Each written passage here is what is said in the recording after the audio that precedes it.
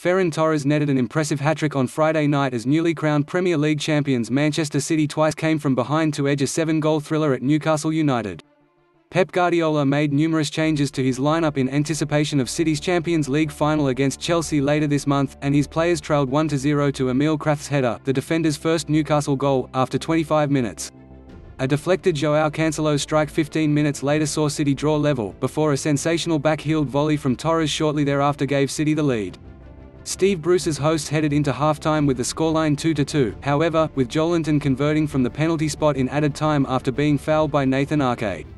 Just after the hour mark, City conceded another penalty as Kyle Walker fouled Arsenal loanee Joe Willock, who missed his spot kick but scored his follow-up.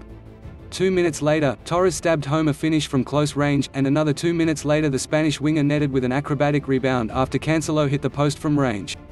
Guardiola's men sit 13 points clear at the top of the table as a result, but Newcastle, who secured their top-flight status last weekend, helping head coach Steve Bruce claim the Manager of the Month award for April, made life distinctly uncomfortable for them at times.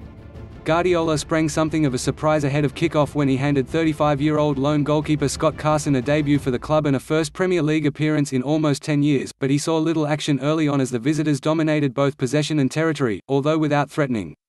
Gabriel Jesus volleyed just wide after Federico Fernandez and Dummett got into a muddle under an 8th-minute high ball, and Torres stabbed an attempt past the post after Ilkay Gundogan and Cancelo had linked superbly down the left 5 minutes later.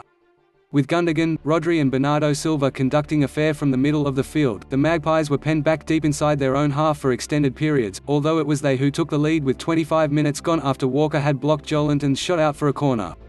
Jonjo Shelvey sent the set piece to the far post where Krafth rose to power a header past the helpless Carson.